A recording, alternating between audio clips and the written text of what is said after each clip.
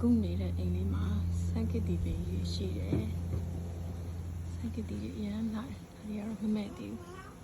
ဘူးကြည့်ပါဦးအလုံးကြီးအကြီးကြီးပဲ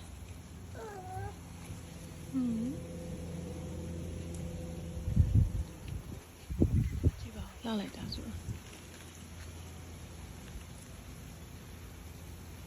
ကြီးတယ်အလုံးကြီးမမဲ့သေးဘူး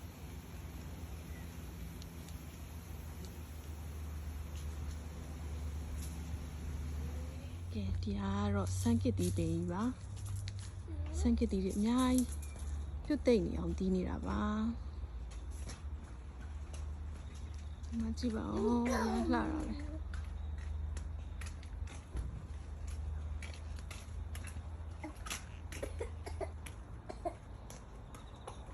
ကဲနောက်ကတတရဲ့အတန်လေးရတယ်စုံပါပဲเนาะမကြည့်ပါဦးပြန်လာတယ်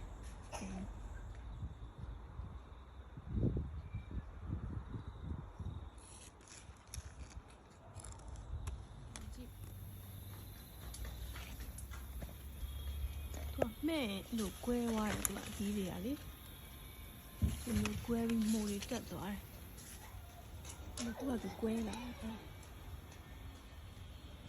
သူကသာကွဲလာတာမဲ့လို့ရှင်လေမဲ့တဲ့အထိမှအခုဆိုလို့ရှင်သူကကွဲထွက်ပြီးတော့မိုးတွေတက်သွားကဲခူးလိုက်တော့မယ်နော်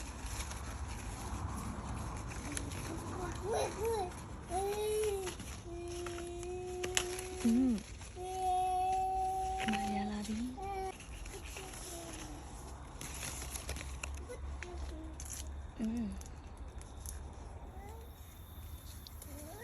နောက်တစ်လုံးတော့တွေ့ပါပြီမဲတာလေးဒီမှာပါ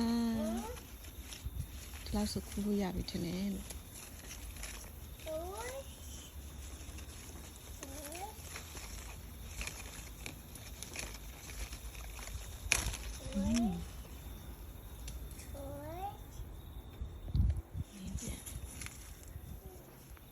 ဒီမှာပါဒါတော့လိမ္မော်ပင်